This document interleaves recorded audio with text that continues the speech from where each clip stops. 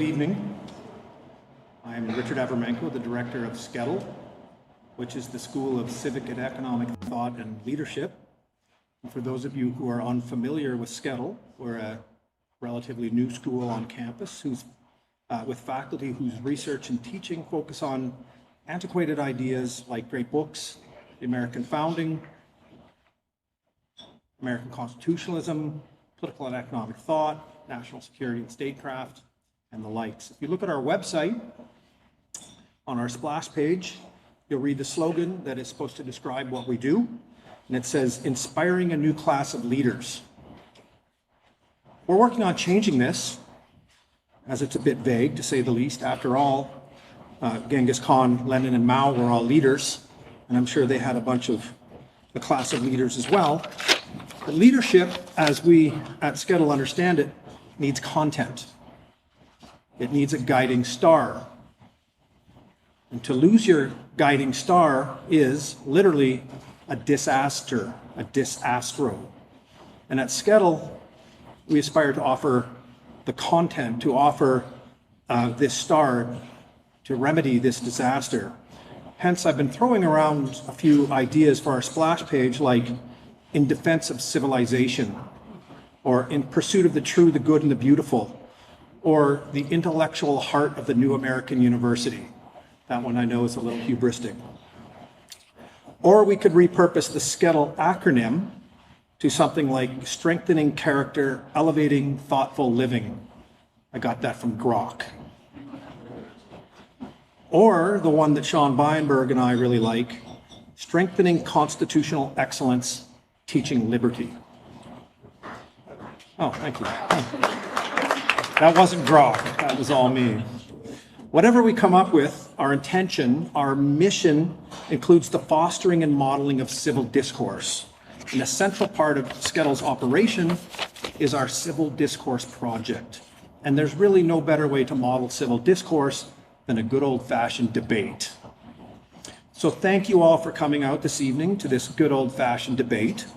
I'm told it's hubristic to call something the first annual, but I really do hope that this is the first iteration of a partnership with the Steamboat Institute. SCETL can't do what they do. We don't live alone. We can't do what we do without the support of donors, many of whom are in the audience here tonight, and without foundations like the Steamboat Institute, to whom we are grateful. And that said, let me both introduce and thank our guests and co-sponsors of tonight's event. Jennifer Schubert-Aitken is Chairman and CEO of the Steamboat Institute, an organization she co-founded in 2008. The Steamboat Institute promotes America's first principles and encourages civil discourse by hosting debates on college campuses across America. Jennifer is a member of the advisory boards for the Benson Center for the Study of Western Civilization at the University of Colorado in Boulder and the Ed Snyder Center for Enterprise and Markets at the University of Maryland. She also serves on the board of directors of Rebecca's Angels, which is a nonprofit organization helping children with post-traumatic stress disorder, founded by the Boston Marathon bombing survivor Rebecca Gregory. And Jennifer can tell us how many times she has run the Boston Marathon. Jennifer, thank you for coming. The conch is yours.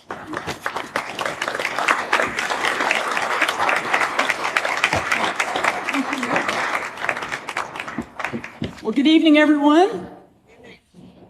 Thanks, Rick. I really appreciate the warm welcome. We love what you do here with SCETL on the Arizona State campus. And yes, we would love to make this the first annual collaboration between SCETL and Steamboat Institute. So thank you for that. We welcome all of you with us here in Tempe tonight, as well as many more who are watching the live stream all over the country. I would like to give a special shout out to some groups who are hosting watch parties tonight. We have a group at the Independence Institute in Denver, the Ed Snyder Center for Enterprise and Markets at the University of Maryland, and the General's Redoubt alumni group at Washington and Lee University in Lexington, Virginia. So welcome to all of them and all of the others watching the live stream. If you are, oh, please go ahead. Yes, absolutely. If you're interested in hosting a watch party for any of our upcoming debates, which I'll tell you just a little bit about, please send us an email, info@steamboatinstitute.org, and we'll send you a box of free swag for your watch party to make it fun for your guests. You provide the pizza and beverages, and we'll provide some swag. Very briefly, Steamboat Institute was founded in Steamboat Springs, Colorado in 2008 for the purpose of educating people about America's constitutional principles and fostering an appreciation of the freedom we enjoy as Americans. With inspiration provided by former University of Colorado President Bruce Benson, Steamboat Institute has hosted dozens of debates on college campuses all over America over the past 7 years. Why debates? Well, it's because, as John Stuart Mill, the 19th century English philosopher, famously stated, "He who knows only his own side of the case knows little of that." Our goal with every debate is to teach students and all who attend how to think, not what to think. You are always welcome at a Steamboat Institute Campus Liberty Tour debate, regardless of your political ideology. We only ask that you show respect and civility to our speakers and to the other guests. Tonight's debate is the third of 5 debates we are hosting on campuses across America this spring semester, with a unique debate topic at each location. Earlier this semester, we were at Princeton University with a debate on whether the U.S.-Israel alliance is a strategic asset for U.S. foreign policy. Last week, we were at the University of Colorado in Boulder with a debate on whether transgender athletes should be allowed to compete in women's sports. Next week, on April 23rd, we will visit the University of Tennessee in Knoxville, where the topic will be birthright citizenship. And finally, on April 29th, we will wrap up our spring debate tour with a visit to Colorado Mesa University in Grand Junction on whether more federal agencies, such as the Bureau of Land Management, should be relocated outside of Washington, D.C. All of our debates are live streamed on Steamboat Institute's YouTube channel, and any of the debates from the past you can view on the live stream, on our YouTube channel in their entirety. You can view all of the topics and speakers for the upcoming debates at steamboatinstitute.org. I believe we also had some flyers out here with the debate schedule, so please feel free to check that out and share it with others.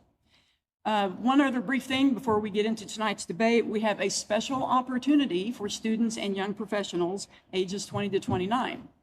On August 22nd and 23rd, we will host our 17th annual Steamboat Institute Freedom Conference at the Beaver Creek Resort near Vail, Colorado. We have hundreds of people come from all over the country to meet and mingle with our nation's leaders in government, business, entertainment, education, military, you name it. For these young leaders, we offer scholarships to attend this conference. It covers travel, meals, lodging, their event registration, and most importantly, networking with these leaders who come from all over the country.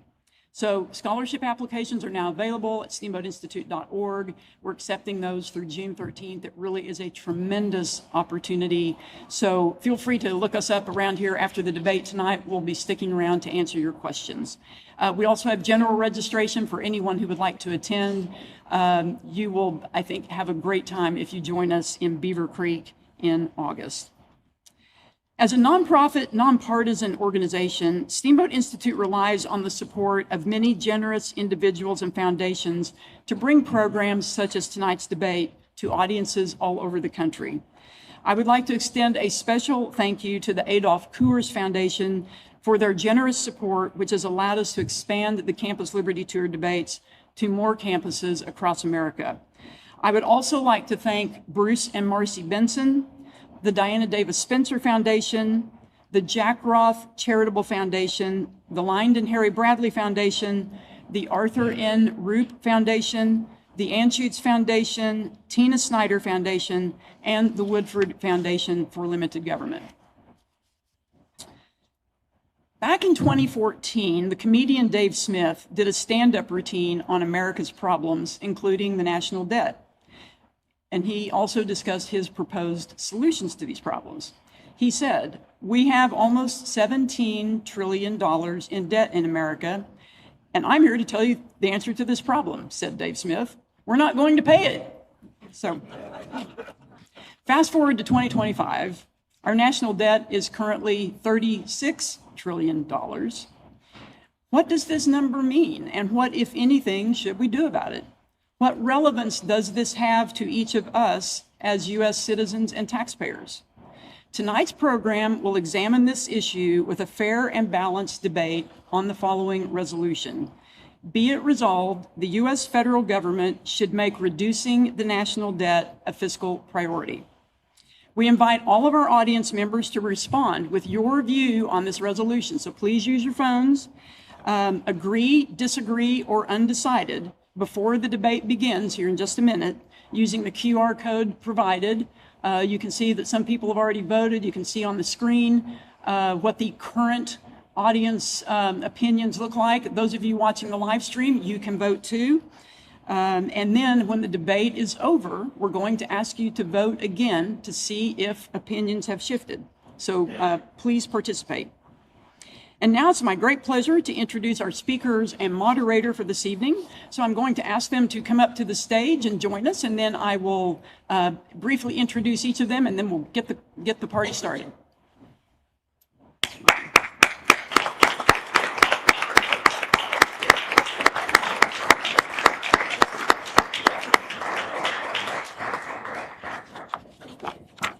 Right, so I will introduce each of our speakers. They will remain seated, and then we will begin with their opening remarks.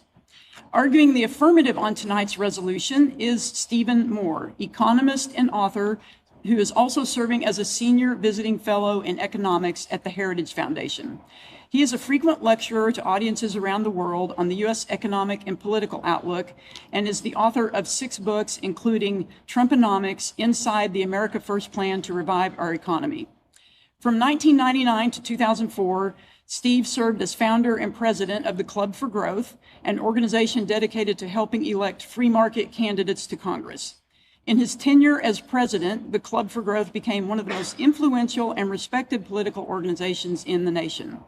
From 2005 to 14, Steve served as the senior economics writer for the Wall Street Journal editorial page and as a member of their editorial board. He remains a regular contributor to the journal. Moore also served as a senior economic advisor to President Trump's 2016 campaign, drafting tax, budget, and energy policy plans. His book, Return to Prosperity: How America Can Regain Its Economic Superpower Status, was a finalist for the F.A. Hayek Award for Advancing Economic Understanding. In 2018, Worth magazine named Steve Moore one of the 75 most influential people in the world dealing with economics and finance. Steve is a graduate of the University of Illinois and holds a master's degree in economics from George Mason University. Let's give a warm welcome to Steve Moore.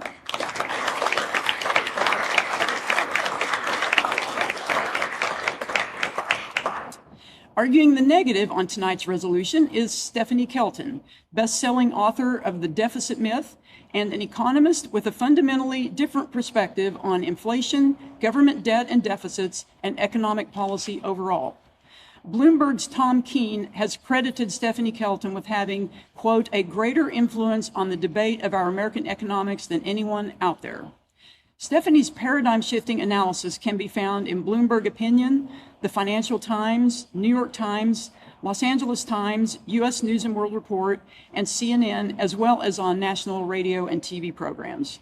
She delivers economic analysis, research, and commentary using a modern monetary theory framework to over 16,000 subscribers through her Substack, The Lens. She is also a key subject matter expert in Finding the Money, a 2023 documentary on modern monetary theory. Stephanie is a former chief economist on the U.S. Senate Budget Committee Democratic staff and has been named one of Politico's 50 most influential thinkers, Barron's 100 most influential women in finance, Prospect's top 50 thinkers, and one of the Bloomberg 50. Please give a warm welcome to Stephanie Kelton.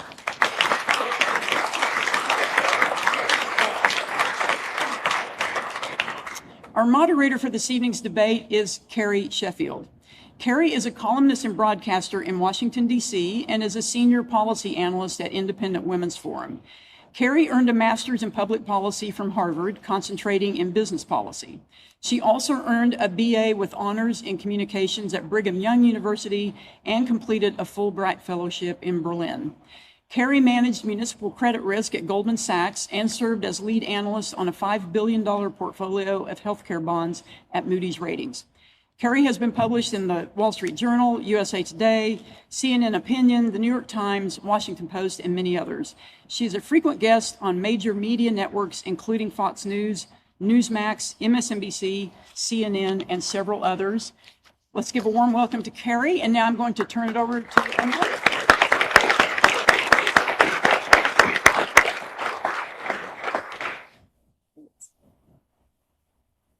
Welcome.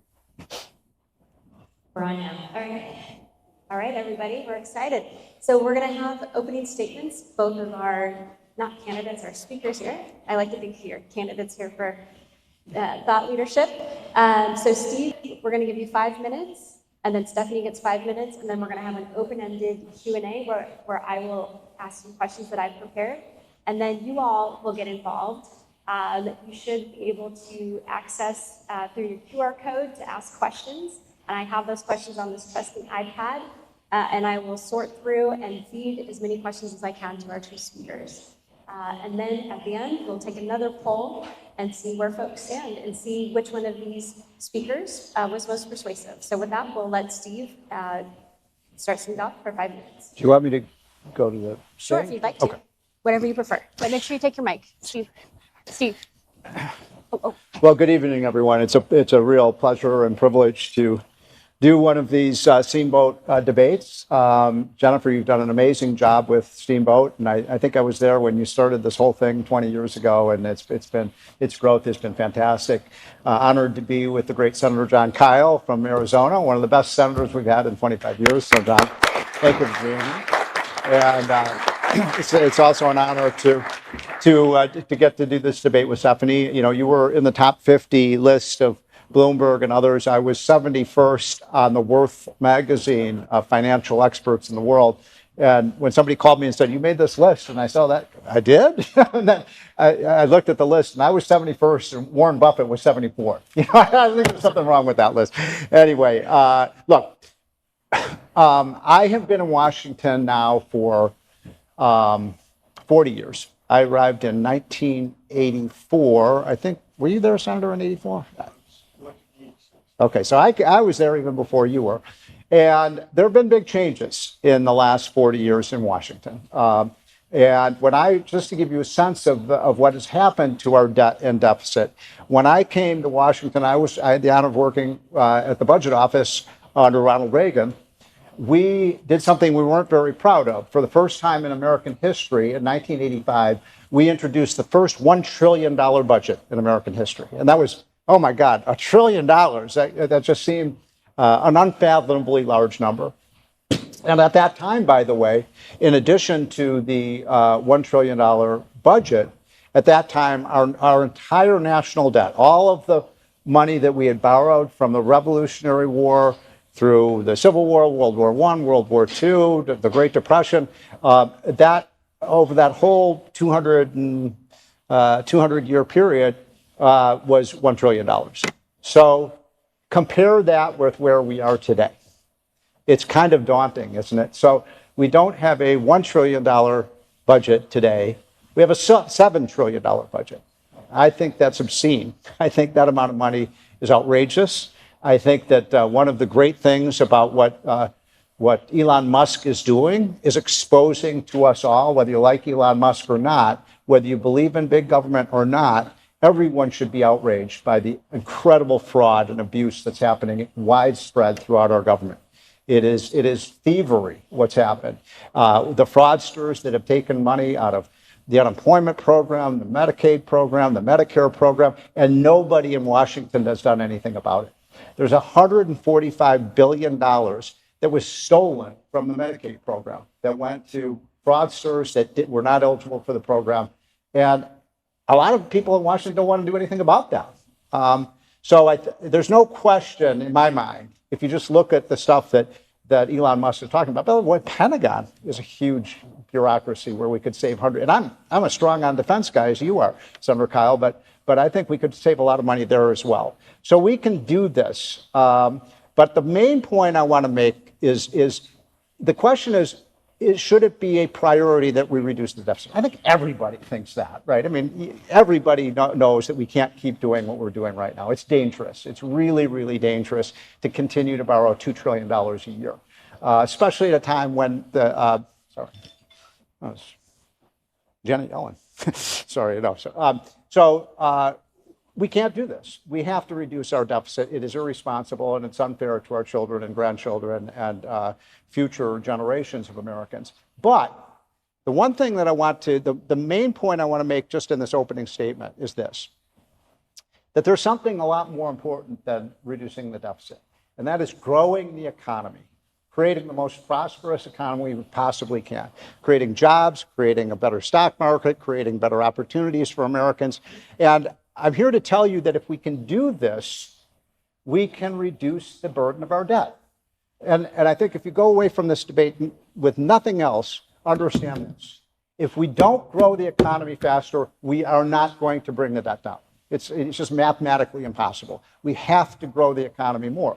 Now, the good news is that if we do grow the economy by doing all sorts of things, let's go to a flat tax, let's move to 401k plans for Social Security so every American can actually save their money. Let's have universal vouchers so every school child can have a great education. All these things we know we need to do.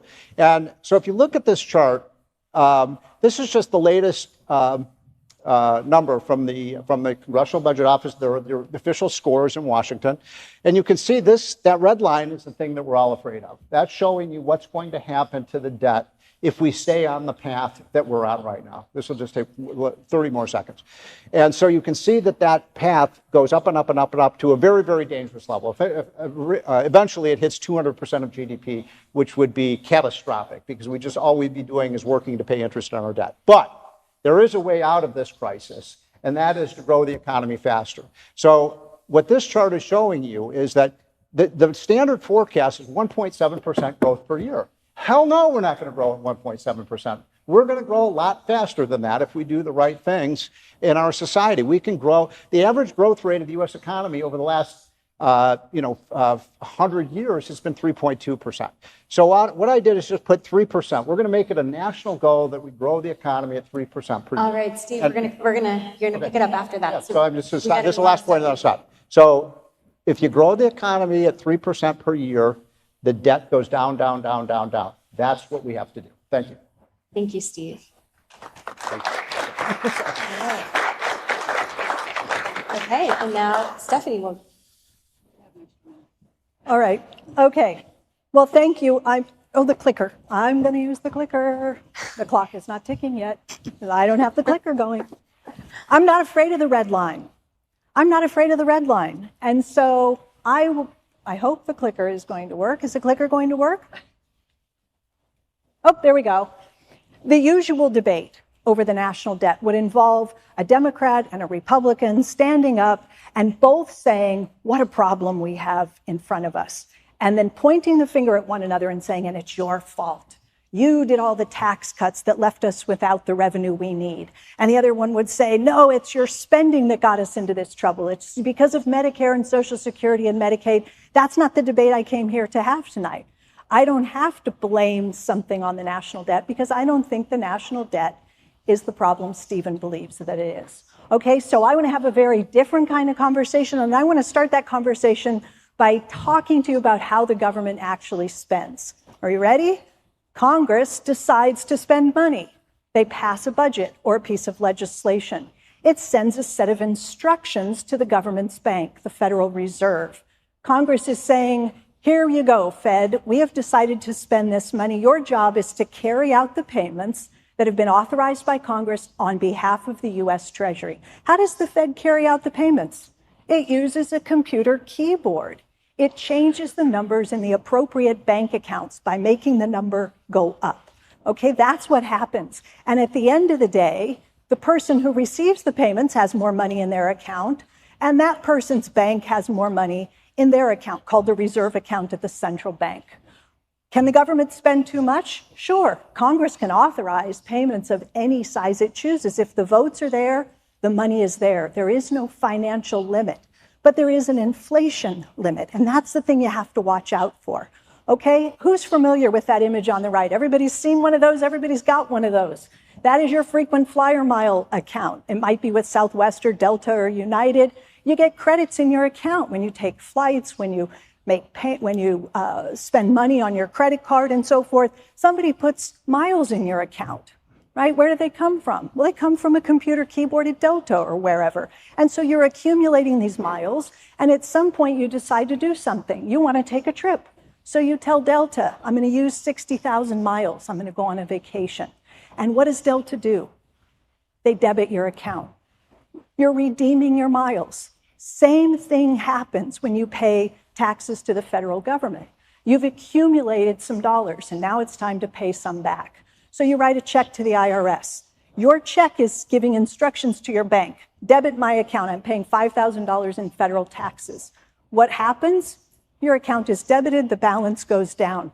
Keep in mind that the system needs to have the credits before anybody can use them to make payments, okay? So here's a graph from a Congressional Budget Office report. It shows you exactly how it works in the real world. The government in this case spent about $6.3 trillion into our hands on all those different programs you see up there, and then they taxed away from us about $4.4 trillion. If they're crediting and debiting accounts and they're adding more than they're subtracting, what do the rest of us get left with? A surplus of about $1.9 trillion. We call it a deficit because we're only looking at it from the perspective of the government's budget. But if we look at it from the perspective of the non-government part of the economy, that's our financial surplus to the penny. Okay, where did it come from? It came from the fact that the government is doing that bleeding of red ink that everybody worries about. Oh my God, why are they mismanaging their finances? Why can't they get it together and balance the budget? That sea of red ink is so troubling. Is it? Is it really? Flip it around. If you flip it around, what do you see? You see the financial, you see, I was told to be careful where I walk. You see the financial surplus that is accumulating in the private sector. This is the private sector. This is where we all live. These are the households and the businesses in the US economy. And they're in surplus because of the government's deficits. If you put the whole picture together and you bring in the rest of the world and this is real data, okay, I didn't make this up. The government deficit is what is allowing the rest of the economy to achieve a surplus. Those deficits are important because they keep the system afloat by providing those credits to our accounts. So once the government adds the credits, what then? What can happen to them once the funds are put in the system? Well, they're either going to stay in the system, in bank accounts, where we hold them and our banks hold them, and the Fed pays some interest on the reserve balances, or they're going to allow us to trade in some of those dollars for a different kind of dollar, one that pays interest, treasury bills, notes, and bonds, government securities that we have weirdly labeled the national debt. It's just a savings account. It's just another way to hold on to our dollars, different ways to hold our surplus. Paying down the debt is dangerous. Paying down the debt means turning on the vacuum cleaner and hoovering those dollars off of our balance sheets and shrinking our financial wealth. Why on earth would anyone want to prioritize shrinking the financial surplus of the non-government part of the economy? Vote no on that. Okay. All right. Thank you, Stephanie. Great. So now I'm going to ask you both some questions and feel free to respond open-ended if you guys get a really juicy moment. So first, Steve, I'd like you to respond to what Stephanie said about this idea of flipping it over and saying it's not a deficit, it's actually a surplus because it's a more diffuse benefit to households, it's a more diffuse societal-wide benefit versus a deficit to a more smaller group, which is the government. Well, I would sort of say this, that we sort of had an experiment in this philosophy over the last 4 years.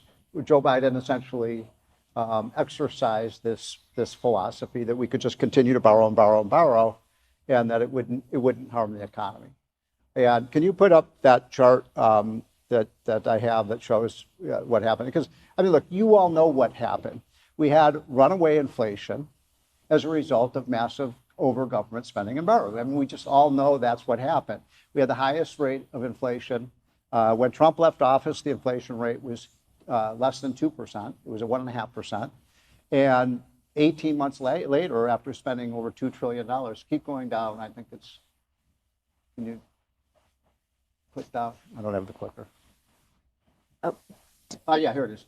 So this just shows you, that what happened with this massive spending spree that was paid for by debt is that, there's an old saying, inflation is just too many dollars chasing too few goods. And what we did was we essentially spent all of this money. The Fed accommodated that spending by printing more and more money. And the victims of this were the American people. And by the way, inflation is the most regressive tax of all. It harms the lowest income people the most. If the price of milk doubles, it doesn't bother Warren Buffett much at all. Or if the price of groceries or the price of rent or the price of insurance goes up, that doesn't affect millionaires and billionaires. But it puts incredible strain on low-income households. And you can see what happened. I mean, everything went way, way, way up in price. And Americans were furious about that. It's the reason every poll shows, why did Joe Biden and Kamala Harris lose the election in 2024? Because people hate inflation, they hate paying more. And I think there's no question that this was a direct result of the overspending and overborrowing in Washington. Stephanie, I'll give you a chance to respond because you did mention inflation as a constraint. Yeah, because it's the most important constraint on federal spending. So look, I'm not giving you a philosophy. Nothing I said has anything to do with a belief system. What I did was explain the mechanics of the monetary system we have and how government finance works. I also showed a graph that shows that the government has had its budget in deficit virtually my entire lifetime. Okay, I showed you 50 years of deficits.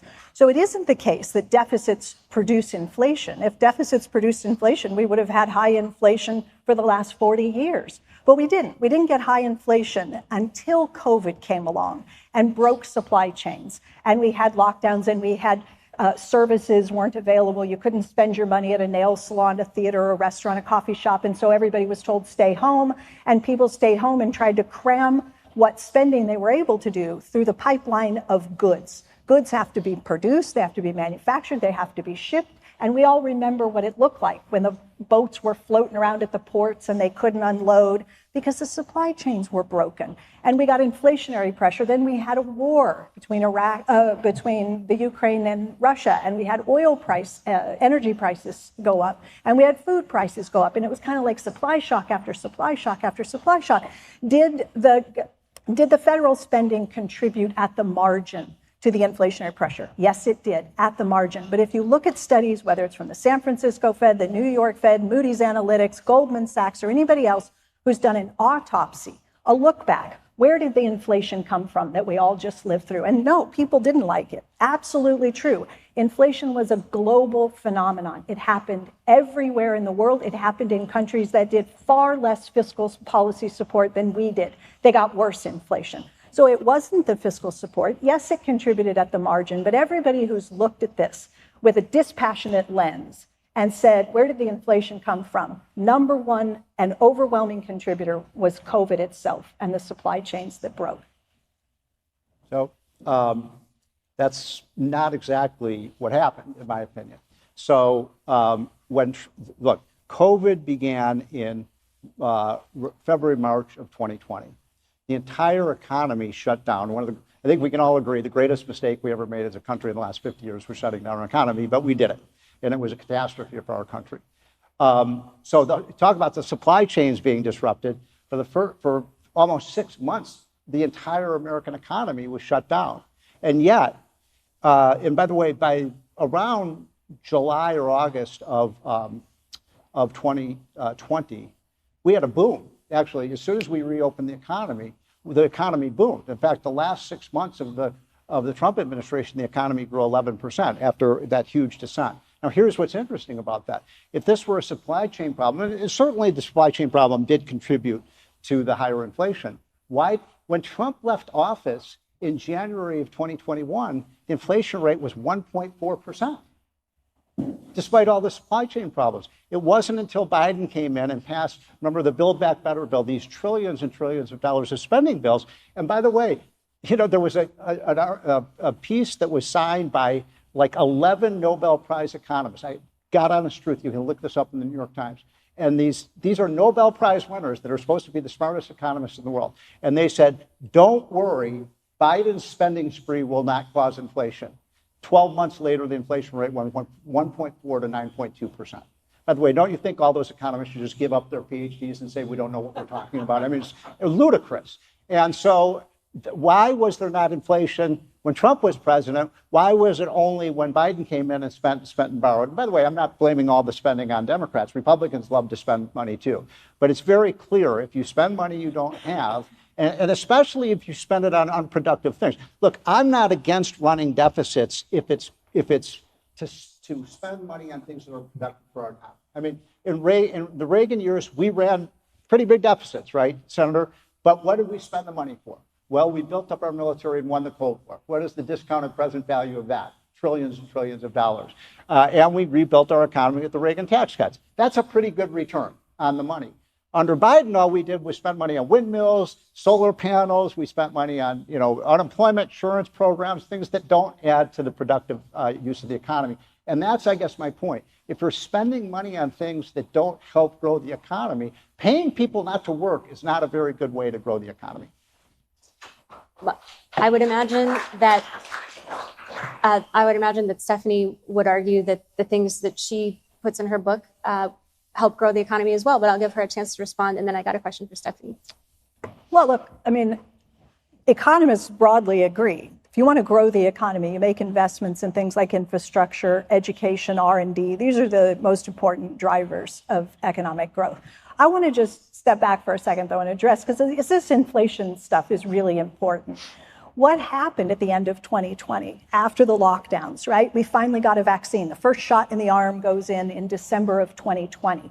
And you start to gradually reopen the economy and people are getting vaccinated. And then we heard this term revenge spending. What was that about? That was about the fact that people had withdrawn. They pulled back a lot of spending in 2020 because you couldn't do very much in 2020. And by 2021, yeah, people had money in their bank accounts and they were raring to go. They were ready to get back on an airplane, take a trip, go shopping and do all the other things. So we unleashed a lot of spending at one time.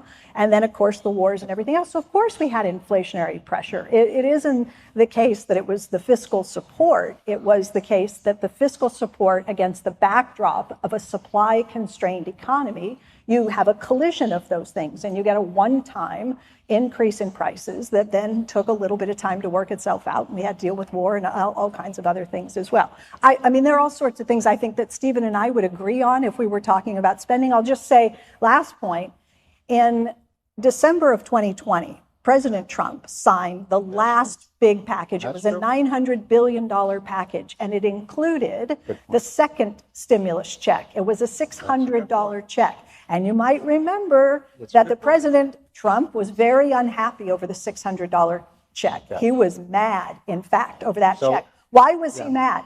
Because he wanted it to be $2,000 for an individual and $4,000 for a couple. He wanted $2,000 and he couldn't get it. He only got $600. It was Biden 3 months later who came in with the $1,400 check. And when you add 14 to 6, you get the $2,000 check. Touche. It's a good point. And we should have never done that. That's my point.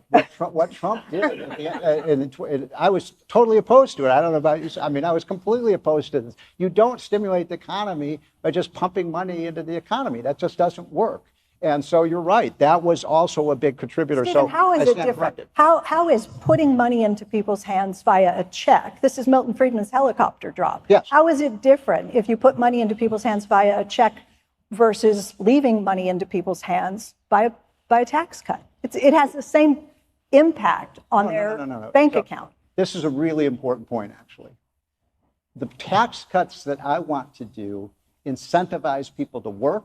Look, if you tax something, you get less of it. This is a universal truth. And if you tax something more, if you tax something less, you get more of it. If you tax something more, you get less of it.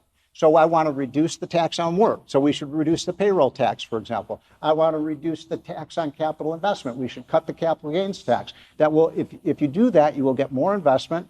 You will get more people working. You'll get more money flowing into the United States. And by the way, you don't have to take my word for it. We know that. It happened after the Trump tax cut. It happened after the Reagan tax cut. It happened after the Kennedy tax cut. It happened after one of the great presidents of all time, Calvin Coolidge tax cuts. I don't know if you were there, Senator, for that. But I mean, every time we have cut tax rates, there's a big difference between cutting taxes and just giving people money and cutting tax rates to incentivize people to create businesses, to invest, to save, and to work. I think we could find a lot of common ground. I'm not allergic to tax cuts. I think tax cuts can be a perfectly good way to create conditions that promote investments, the kind that we want to see, more participation in the labor market, and all sorts of things. I think we might structure them differently, but I'm certainly not here as an opponent of tax cuts per se. Okay, we agree on tax cuts. Stephanie, I want to ask you for a quote from your book. If you guys want to learn more about her work, her book is called The Deficit Myth. And one of the things you say is the deficit myth. Did this just come out, or? You've written so many books. He didn't do his homework. March, it was a New York Times bestseller. June of 2020. Okay. June of 2020. Yep. With a new forward post-COVID. But a quote from the book says that MMT, which is the acronym for Modern Monetary Theory. So if you're interested in MMT or just want to learn more about it, the book really explains it in everyday language. So MMT teaches us that unemployment is always a policy choice. We can afford to build an economy that guarantees good jobs for all. We live in a democracy. And so my question for that, around that is, but what about the many people who are choosing not to work? We've seen a steep decline in labor force participation, especially among men over the past several decades. And so isn't that a personal choice by them versus a policy choice? Especially when you're having unemployment being so low at only 4.1% or so, and many job openings, and then having those individuals, a lot of them are living on public assistance, which would increase the deficit. Okay, it's a great question. So what economists and policymakers worry about are the involuntarily unemployed. We don't worry about people who are voluntarily unemployed. If there are students in the room and you're not working because you're a student full-time, we're not counting you as unemployed, and we don't try to create macroeconomic policy to create jobs for you. If you're a senior and you're retired, you're voluntarily unemployed. If you had a program like the kind I talk about in the book, which is essentially, let's imagine that there's a public option in the labor market, that anybody who's ready, willing, and able to work, but can't find a job anywhere else in the economy, if there were a job available at some fixed basic wage, maybe a benefit package, however you want to structure that, then it would act as a very powerful automatic stabilizer. People who are unemployed involuntarily could enter this program, take a job, be paid for doing something useful in their communities, and there's a lot I write about that in the book, produce something useful, earn a wage, and then as the economy strengthens, employers can reach into this pool of employed workers and hire from that pool because it's a better price anchor. It's a better way to stabilize inflationary pressure than letting millions of people, like in COVID, become unemployed. They go on public assistance. If they stay unemployed long enough, their skills atrophy, their work habits fall off, and the employers in our society, in our economy, don't want to hire the unemployed. They're like damaged goods. So what do? They reach around the unemployed and they pick off somebody from their competitor at a higher wage. And this is where some of the inflationary pressure comes from. So what I lay out in the book is a program that would have allowed the government, let's say during COVID, to instead of pulling out the money bazooka and showering everybody with money, to have a much more targeted response. Those monies could have gone directly to the people who lost jobs. They could have transitioned into new employment, been provided with an income, and as the economy recovered, they transitioned back to the private sector. No, I don't disagree with that, actually. I think that's a good idea. But Here's the problem. We have, we just did a study about a year or two ago. In many states, you can get, if you get the full panoply of all the government benefits for not working, a family of four can earn 60, 70, in some cases like states like Massachusetts, $80,000 a year, and no one in the household is working because they're getting, unemployment insurance, food stamps, free healthcare, da da da da da. And the problem you're going to run into, Stephanie, with that approach is even if you offer somebody a $60,000 job, they'd actually lose money to do that. Now, one of the things that I think we should hopefully all agree on is, and there's been resistance to this, and I don't understand why, that, look, we're a rich country. We don't want people to go hungry. We don't want people to go homeless. We can afford to provide everyone with a safety net, no question about that. But if you're going to take money from the taxpayer, you got to give something in return. You've got to work. And so all we've been saying is, okay, you're going to get these benefits, but if you're able-bodied, I'm not talking about disabled people or people who, for one reason or another, can't work. But if you're able-bodied and you can work and you want these benefits, you have to work. And what's wrong with that? Look, let's put this program in place and then see what happens. Most people don't want the indignity and the embarrassment, the humiliation of being on food assistance, of being on housing assistance, of being on a variety of government programs where they have to apply and reapply and struggle and fight and argue to stay on benefits. Let's have a program like this in place that allows somebody to have a job and a stable income. And once you no longer qualify for a whole range of benefits because you've got full-time employment and a decent wage that keeps you out of poverty, you're naturally not going to qualify for all of those other programs, and you're going to end up spending a whole lot less. Let's put it in place and see what happens. All right. Stephen, I want to ask you a follow-up to your chart on the growth, because there is dispute among some economists around what's called dynamic scoring when you're talking about tax cuts and whether or not the projection should include the growth that economists, some say, would come as a result of the tax cuts, which your chart essentially says. So in essence, aren't you and Stephanie in some ways arguing the same thing, depending on who's crunching the numbers, that you're in support of tax cuts, even if they create lower deficits based on some analysis, because according to dynamic scoring, which is a different analysis, but so there's disagreement on the tea leaves of deficit financing, but in essence, don't you support deficit financing if it lowers taxes? Here's a way to think about this, and I wonder how you think about this. So when you borrow money, you borrow at an interest rate, right? So right now we're borrowing, at 4.5% on a 10-year treasury. So if you borrow, if the federal government borrows for something that gives you more than a 4.5% return, do it, right? Borrow for that because you're going to get a higher return. In other words, if you went to the bank and you took out a loan for 4.5%, and you use that money to get 6% return, you'd borrow every single penny you could, right? Because you'd be getting a higher return. So what really matters, and this is where maybe you and I agree more than we disagree, it really depends on what the money is being spent for. So if we can, let's say, reduce our capital gains tax, which I think would be hugely beneficial to the economy, it would lead to more capital investment. It may cause some revenue reduction. Maybe it would, maybe it wouldn't. What I'm saying is that the return from that would be high enough that we would become net positive. So to make it very simple, what I'm saying is anything that grows that economy and gets that growth rate up, even 1.7% is pathetic. It's pathetic. We need to get it up 1.8, 1.92, 2. If we do those kinds of things, and we could probably, Steph and I could probably sit here and find things that we'd agree on that we could do that would get us there, then I'm not so concerned about the financing costs. But I'll just make one other quick point and then shift it over to Stephanie. The one thing we haven't talked about is the interest costs of the debt. And today, I think everyone in this room knows it, that we're paying $1 trillion a year just on interest costs. That is money that doesn't educate kids, it doesn't build infrastructure, it's just net money down the drain. And one of the things that really scares me about that number, Stephanie, is that we're very, very vulnerable to an interest rate shock. So if interest rates shoot up by another 2 percentage points, which could easily happen, then all we're doing is paying taxes to pay the interest on the debt. Sure, I'd love to hear a response. There's a lot there. And everything else. But There's a lot there. Boy, it's in my closing set of slides. The answers to these are in the closing set of slides. But look, by the time the bonds are sold, the spending has already taken place. You had to credit the accounts before you can debit them. And so this question I had in the previous slide, I said, if the government is running a deficit, it's making a financial contribution, it's putting the money into the system.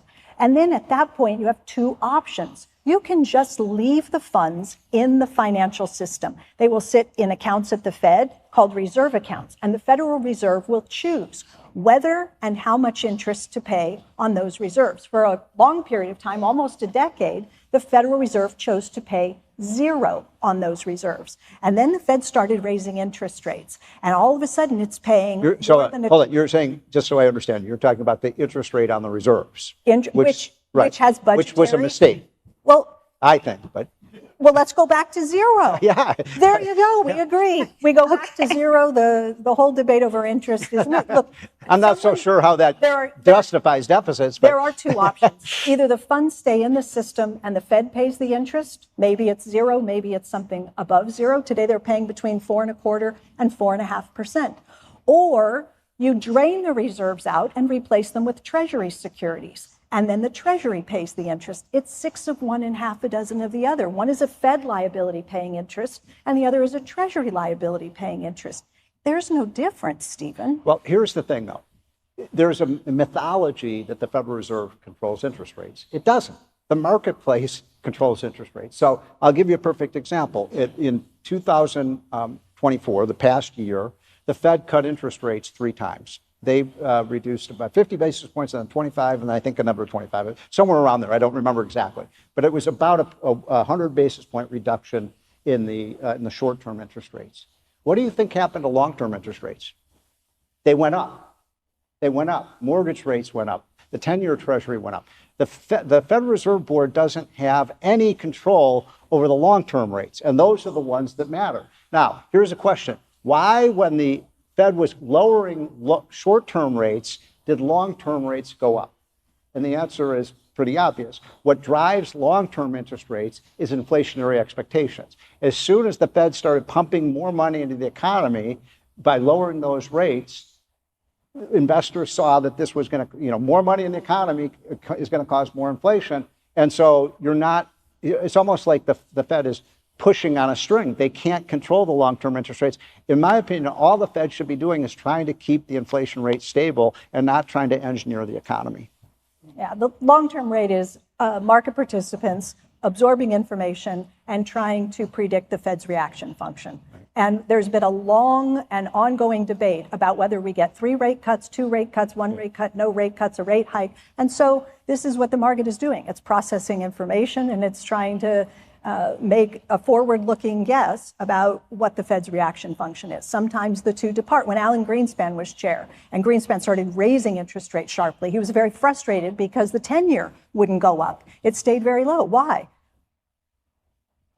Well, because we had a non-inflationary environment back then. Greenspan was one of the great Fed chairmen. Actually, when Bill Clinton was running budget surpluses, inflation was accelerating through that entire 4-year period. We got inflation to 3.5%. It was increasing. It was still pretty low. As the budget was getting bigger and bigger into surplus. So going back to the book on modern monetary theory, because that's, I think, the crux of the major difference between you both on the deficit. And Stephanie, you write in your book when you first studied MMT that you felt great resistance, and you even used the word outlandish when you first had heard about it. Just for the audience, walk them through what was the most outlandish part of it for you, and then walk them through what was the biggest moment of breakthrough that changed your mind on MMT, and then I'll let Steve respond. Okay. So I was a graduate student. I was studying economics at Cambridge University, and I encountered the work of this guy named Warren Mosler. Warren Mosler comes from Wall Street. He's an investor. He traded in fixed income, and that's where he made his fortune. So he's a Wall Street financial markets guy. And Warren had written this little book called Soft Currency Economics. And at some point in my graduate training, I stumbled on this and I read this and my head exploded, right? Because Warren was saying things that were completely in contrast to everything I'd been taught as a student studying economics. And the thing that really, you said, what was it that really hit it?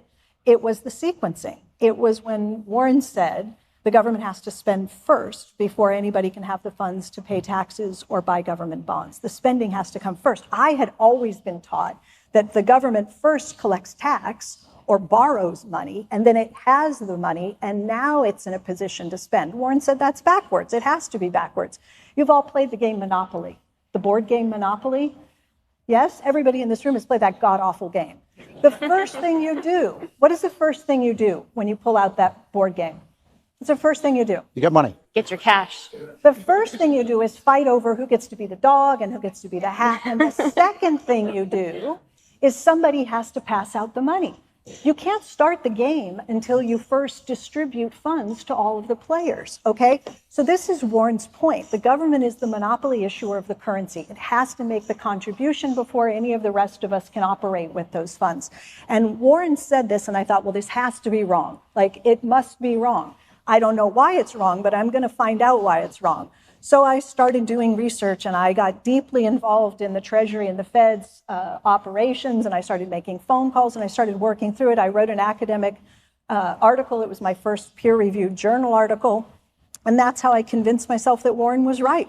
I went through it all, and I figured that there was actually no other way for it to work. And if you go through all the balance sheets and you do the operations correctly, you'll find out that that's how it works. So the problem is that if we look across the world, and we look over the last 75 or 100 years, a new study literally just came out a couple of weeks ago on this, and you look at how much government spend and borrow, and you look at their economic growth rate, it's very clear that you reach a point where once government spending goes over 15 to 20% of the total output of the economy falls. And it's statistically significant over the last 75 years across 100 countries and so on. It's just mathematically proven. The more that these governments spend, and the more that they borrow, the worse their economy does. And so that combats kind of the theory, because it's how doesn't it?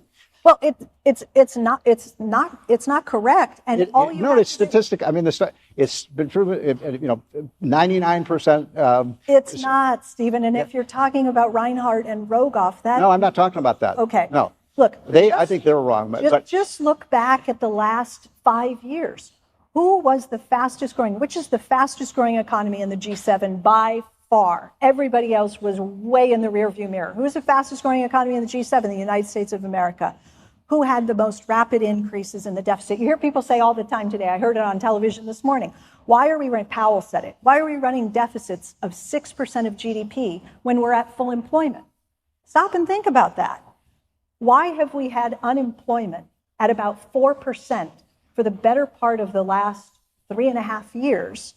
Maybe it's because the deficit has been there to provide enough support for the economy to grow as rapidly as it has. Real GDP how do you explain that? We are so much faster. Unemployment is lower and our deficits are bigger. It's the answer to the question. So over the last 100 years, over 120 countries, it's 99% proven correct that the more that government spends and borrows, the worse their economy does. I mean, that's just what the studies show, and it's been duplicated many, many times. Now, that's not to say you should have no government. I'm not saying we shouldn't have government. It's just that our government's way, way, way too big right now. And that what you do when you have your government that's too big is you're basically taking resources away from the productive private sector and you're giving it to an unproductive government sector. That's why what Elon Musk is doing is so important. He's explaining to the American people how incredibly inefficient. You mentioned education. Let's take that as an example. Everyone wants a great education system. We're all worried about our miserable condition of our schools. We have spent $2 trillion in the last 30 years at the federal level on the U.S. Department of Education. $2 trillion. And guess what's happened to school test scores over that period? Down, down, down, down, down. Show me how in the world has that $2 trillion led to any productive output? Oh, we need to do a better job of getting performance up in our schools. I agree. But you'll hear President Trump compare the amount of money per capita that we spend on education here in the US. And then he'll point to some Scandinavian country, Denmark, Norway, Sweden, and he'll say they spend a whole lot less on their K through 12 education and they get better outcomes. Yeah, they also have maternity and paternity care, where the parents get to stay home for the better part of a year with a child in those early years. They have free child care or nearly free child care, so that when kids are growing up to the age of 3, by the time they start kindergarten in these other countries, they're already reading at a 3rd grade level. So it's no wonder that by the time they get to high school, okay, so then how do you explain the fact that in the 50 largest cities in the United States where our schools are miserable, the Catholic schools spend half the amount per student as the government schools do, and the Catholic schools have much, much better performance. In other words, that's not explained by the childcare or anything like that. It's just the Catholic schools are much more productive. It probably is. Yeah. I mean, we can't resolve the issue because I don't have enough of the data, but I would be very interested in the amount of time and investment that is spent at a pre-K through 12 education. I'm just making this as all I'm trying to do is use this as an example of the fact that government spends things very inefficiently, including the Pentagon and so on, and we could free up at least $1 trillion of resources. When money is wasted, this is one thing I don't understand. I'm more of a Republican, you're more of a Democrat. Why are Democrats opposed to what Elon Musk is doing? He's telling us where the money is being wasted, and people are spray painting Tesla cars because he's exposing the fact that these programs aren't working. No, he's not. He's not really, Steve. Yes. If there was even remotely the amount of waste or fraud, let's do fraud in the system that he is claiming there is, his numbers would be off the charts. Yeah. He's captured almost nothing. And he's touted $1 trillion or $2 trillion, and he's turning in 50 million here, 1 million there. It's not there. It turns out that the government actually does a pretty darn good job running programs efficiently. Is there some waste? Is there fraud? Yes. Should we get rid of it? Absolutely. This isn't even, I'm not talking about Elon Musk now. This is the U.S. General question. Okay, I'm going to. The U.S. General Accounting Office, which is the U.S. government auditor, says that $150 billion was stolen from Medicaid. $150 billion.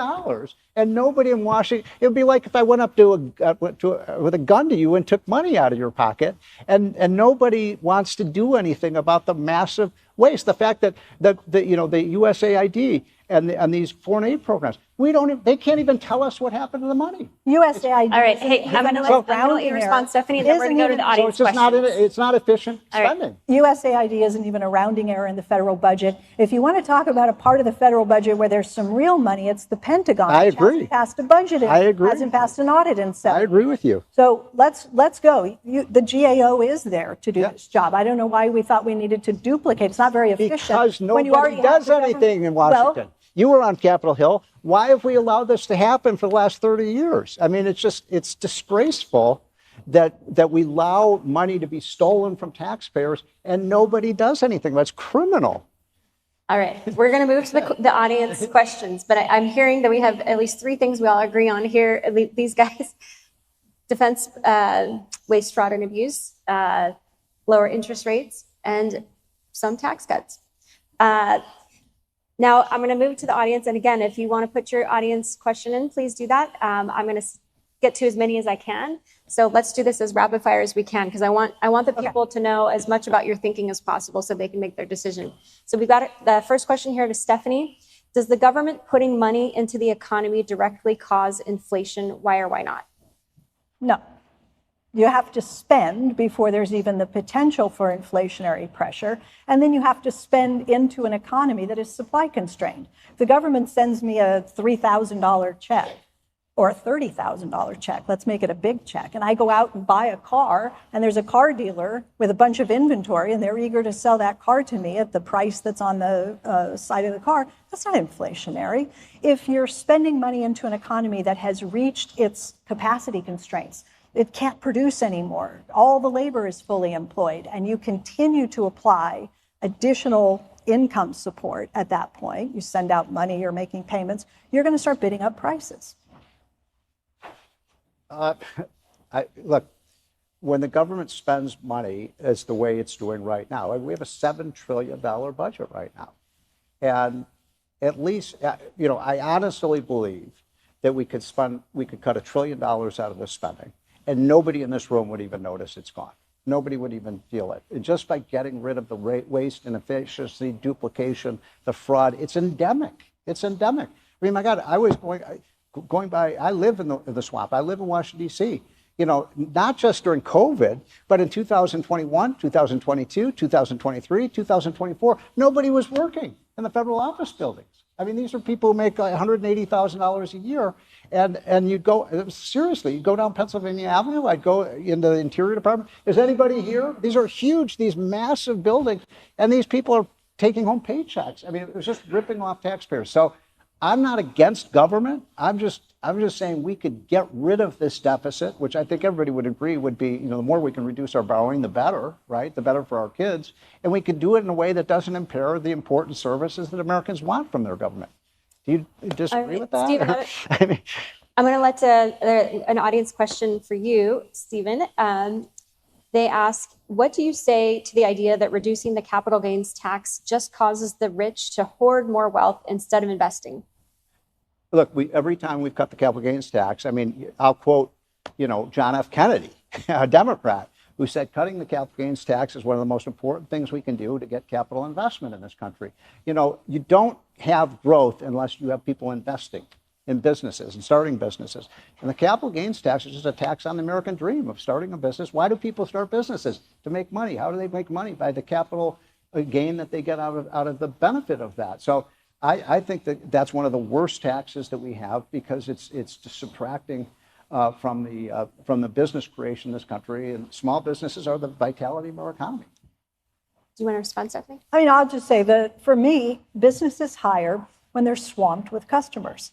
That's what gives them the incentive to hire more workers, to build out their productive capacity, to buy new machines, to upgrade, and so forth. It's not because you reduce a tax. If you reduce taxes in an environment where businesses aren't optimistic about the future demand for their products, you're not going to stimulate any new investment spending. But if you swamp them with customers and orders for their products, no matter whether you've changed the tax regime or not, you're going to get additional investment forthcoming, because that's how businesses invest. Well, that's true, but it's also true that any businessman or woman, there are probably many in this room, you're interested in your after-tax rate of return on your investment. And so if you cut the tax on the rate of return, then the after-tax rate of return rises and you get more. It goes back to what I said before. If you tax something more, you get less of it. If you tax something less, you get more of it. By the way, we have a history of this, that every time we've cut the capital gains tax, really good things have happened for the economy. Stephanie, we have a question. They say, the government produces nothing. It is only a vehicle of wealth transfer. Our government is not a board game. Do you really believe the point you're making, that the government only has to print money for our economy to boom? That the government only has to print money for what? For our economy to boom. Well, I didn't say any of those things. So the question is not Their interpretation of it. Yeah, Please explain to them why their interpretation is wrong. Look, does the government, by running deficits, do only productive things directly? No, of course not. Do those deficits support the credit structure of the private sector and allow the rest of us to do productive things? Absolutely. Is some of what the federal government spends money on productive? Sure it is. Stephen, I know you like to sometimes bring up the New Deal.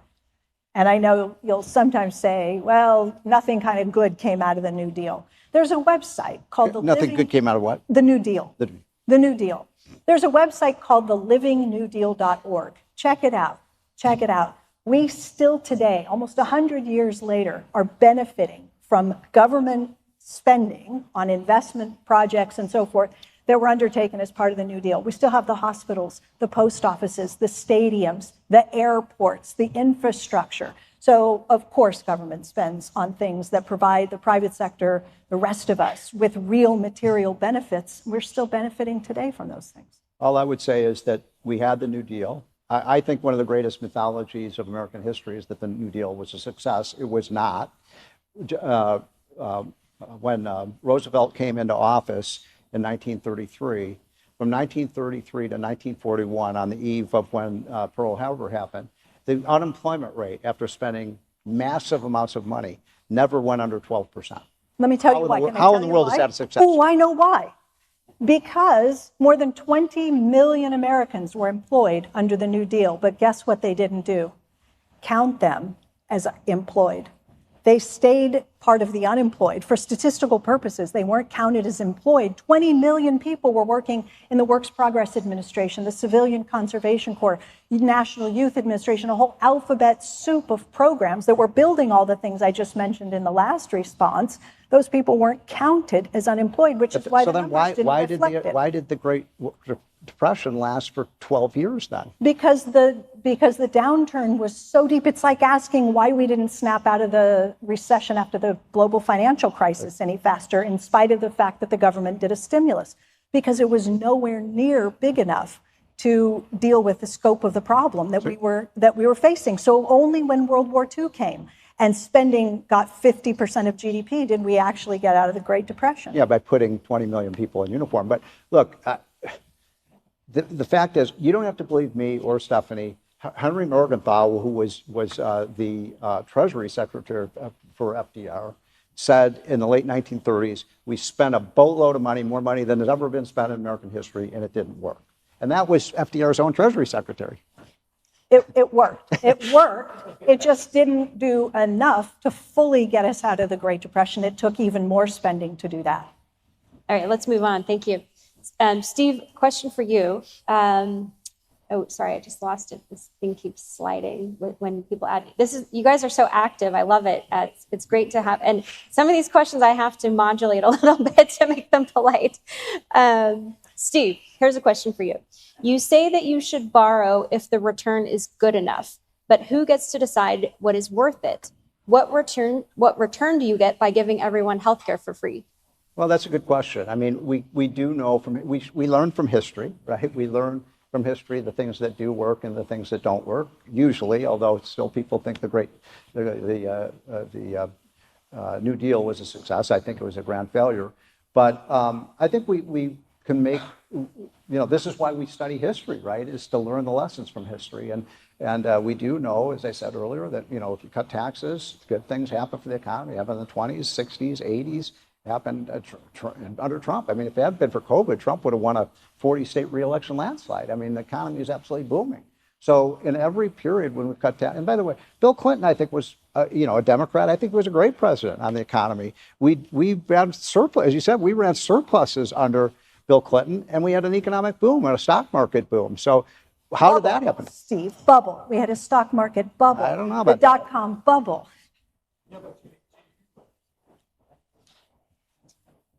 Oh, the GDP. See, I'm defending a Democrat. Republican we ever had. Yeah. So, Stephanie, here's a question for you. Is there a limit to how much the government can borrow? That's a good question. Doesn't fiscal capacity, the ability of government to borrow, impose constraints? What happens when lenders don't buy bonds or other government debt? Okay, so again, go back to the two options, all right? The government's own deficit is what supplies the funds. The funds to pay taxes and buy government bonds come from spending, all right? The government runs a deficit. It is putting the money into the system. Now the money is in the system and the government says, all right, we're going to auction treasuries. We're going to sell some of these things. Who wants to buy them, all right? So people trade in their non-interest-bearing dollars for this interest-bearing dollar called a U.S. government security, T-bills, notes, and bonds. We don't have to do that. This is the whole point. This is the government saying to the rest of us, we're making available to you a savings account with the federal government. It's a risk-free place to park your dollars, and we're going to pay you if you do it. We're going to give you interest if you want to do it.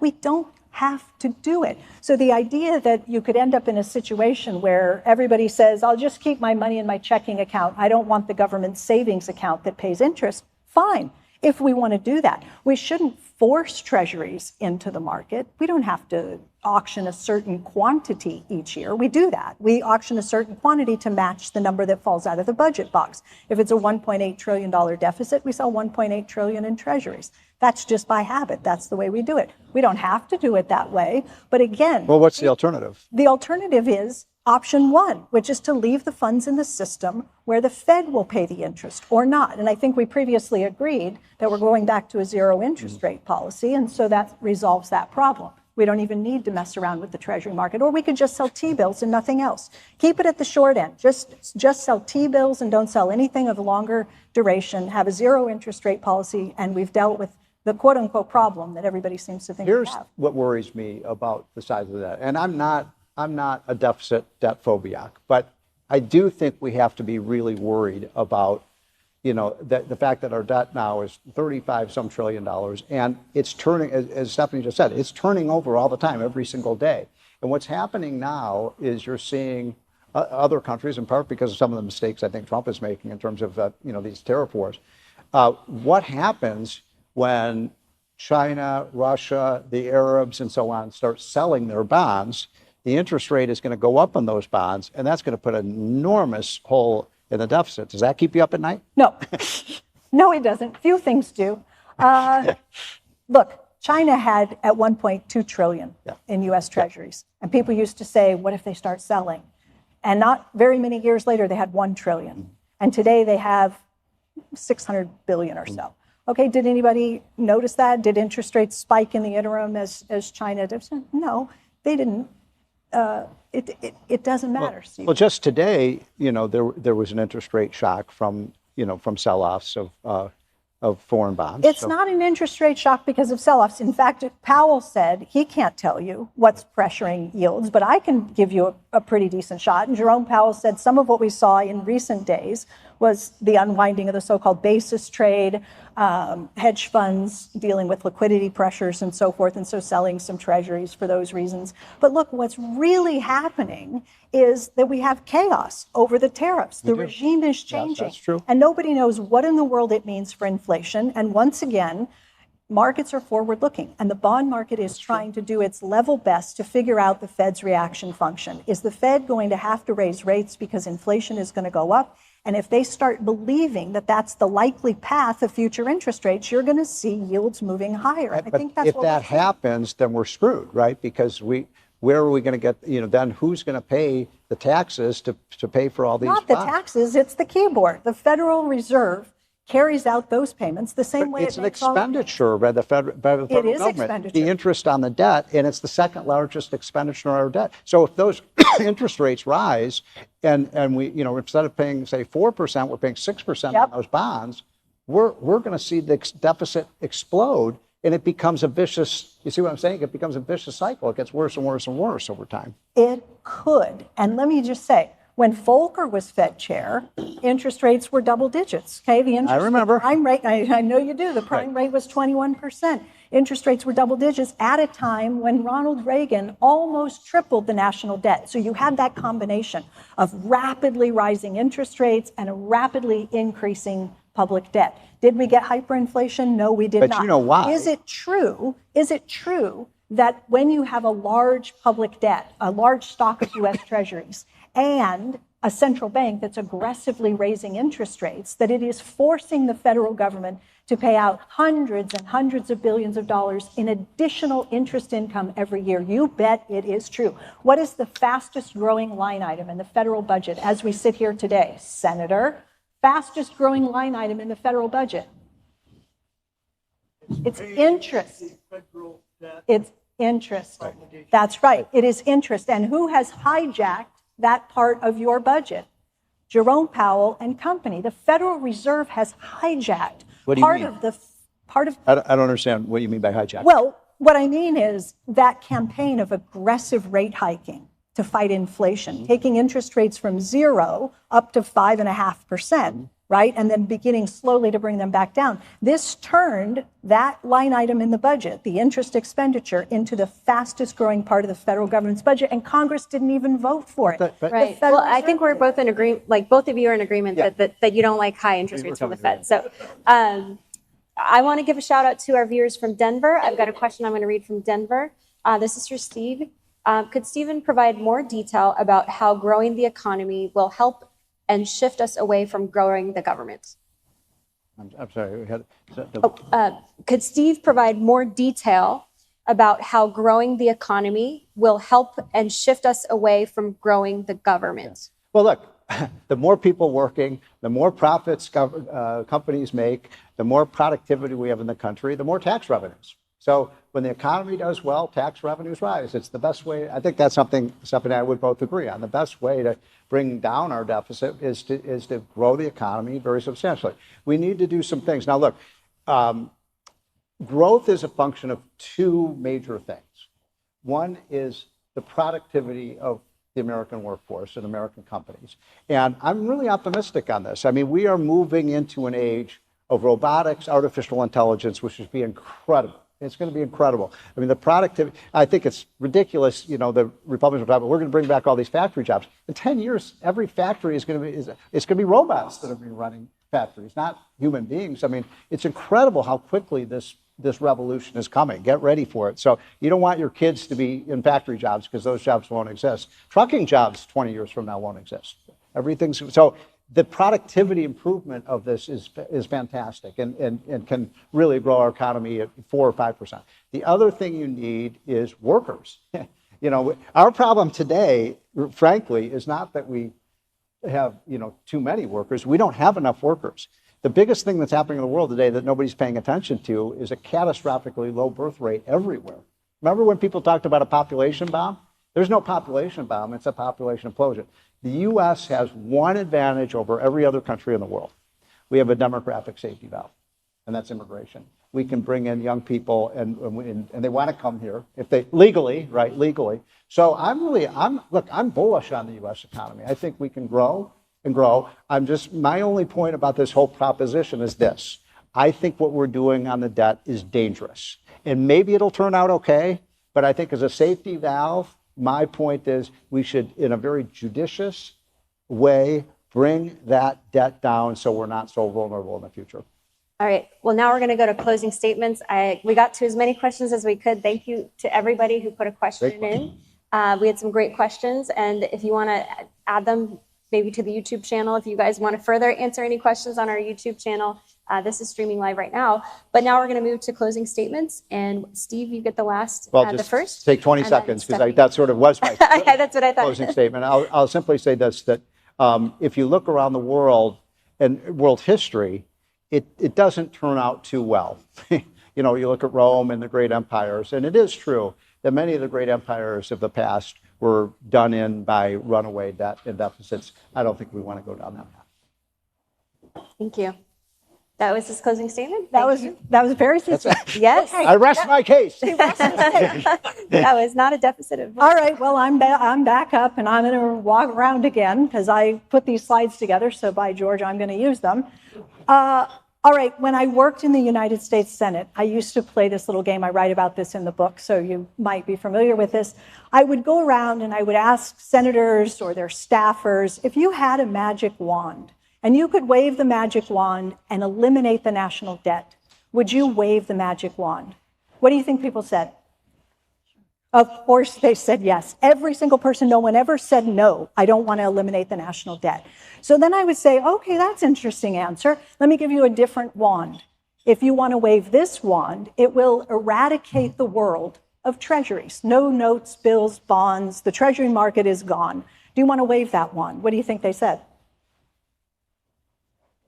Nobody wanted to wave that wand. That was super interesting to me, because it was the same question asked in two different ways. They want to get rid of the debt but keep the treasuries. The treasuries are the thing we call the national debt. Okay, so that's a very interesting. Can I please have that clicker? Thank you. So that was super interesting, right?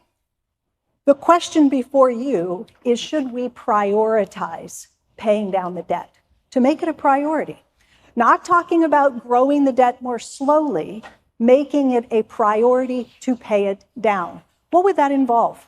It would involve getting the government into surplus. That's what it would involve.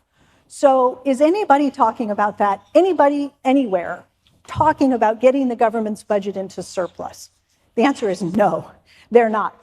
Stephen, this is from the Cato Institute. You might have seen it just earlier this month, out with a piece saying the Senate and the House have both just passed budget resolutions. The version that passed in both chambers calls for about 5.3 trillion in tax cuts, about $0.5 trillion, a little more, in new spending. And how much in spending cuts did the Senate call for and the House agree? Nothing. You can call it 4 billion, but 4 billion over a decade is nothing. So no one is talking about prioritizing paying down debt. This is going to increase deficits, and it's going to increase the debt, and there ain't no two ways about it, okay? If we were to take seriously the proposition that we ought to be paying down the debt, what would that look like? Have we ever tried it before? The answer is yes, we have. We've done it 7 times in our nation's history. Here are the first 6 times when the government's budget moved into surplus and we started to pay down the national debt. How'd that work out for you? Well, there it is. We ended up with a depression, not a recession, a depression every single time we tried to do it.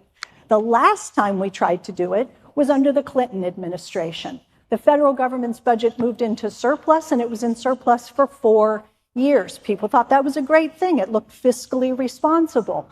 But look under the hood. Look at the other side of the ledger.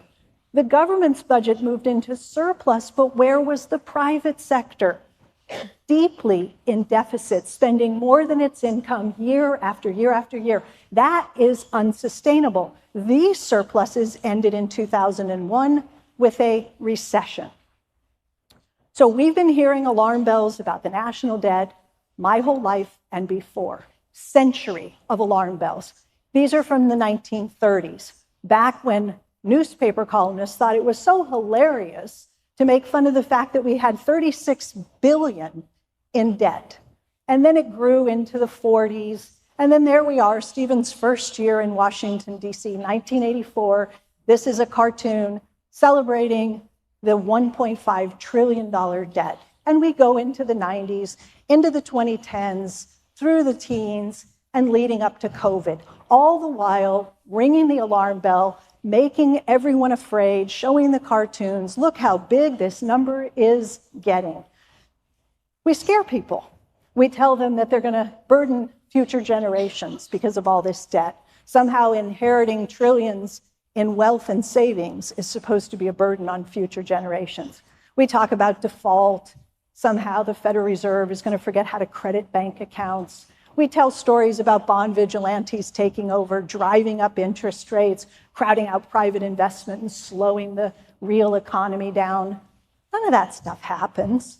This is the reality, okay? This is data from 1980 to 2020. This is 40 years of data.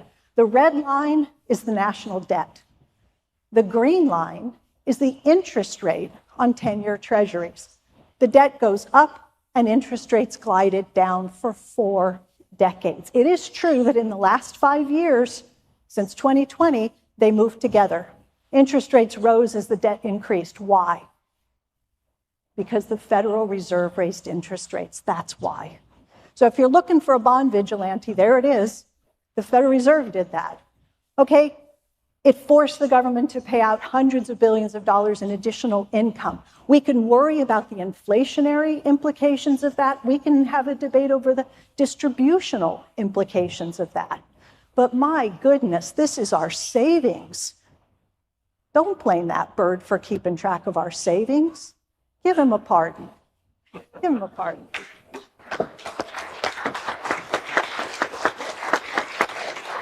All right. Well, thank you both very much. It was spicy at times. I hope you both felt like you got to say your piece. And now we turn to the voting. And Jennifer? Okay, have you voted in the post-study poll? Not take out your phones, let's do this. What the pre-debate poll was. Once again, the resolution is, be it resolved, the U.S. federal government should make reducing the national debt a fiscal priority. In our pre-debate poll, 37% agreed with the resolution, 46% disagreed, and 17% were undecided. Where are we now? Let's see, I'm having a little trouble seeing the post-debate. Can you help me out, Carrie? Yeah, folks are still voting, but as of right now, it's 25 agree, 65 disagree, and 10% undecided. Okay, has everyone voted? That 10% undecided. Okay, That's still it. give it just a few more seconds. believe we had 1,500 people watching the live stream at one time or another tonight, and they were voting as well, so at least some of them were.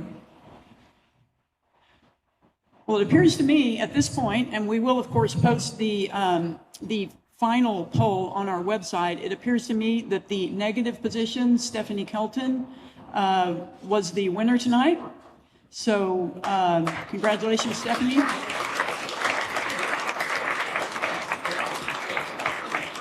Let me just have your attention for one more minute, if you would indulge me. Once again, let's thank Carrie for moderating, and thank Stephen and Stephanie.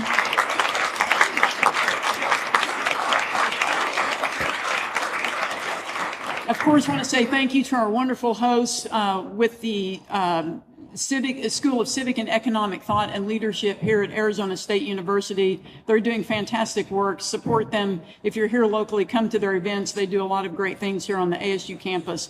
I would also like to extend a special thank you to the Adolph Coors Foundation, Bruce and Marcy Benson, the Arthur N. Root Foundation, and all the foundations that you saw on the screen tonight. If you enjoyed this evening's debate, I want to remind you, Steamboat Institute is a 501c3 nonprofit organization, and we would appreciate your support in being able to host more of these debates on college campuses. Please go to steamboatinstitute.org to find out information about the upcoming debates. Grab one of our flyers. Go to our YouTube channel. We have hundreds of great videos on there, including all of our debates. This one will be online, probably up within the next 24 to 48 hours. Go to our YouTube channel, share it with everyone you know. And to those of you who watched online, thanks for tuning in. We hope you enjoyed it. Thanks to all of you for coming tonight. We realize there are a lot of things you could be doing with your time tonight. Thank you for spending part of your evening with us. Thanks, and if you're here in person, stick around, have some food and drink, and visit with our speakers. Thanks for coming.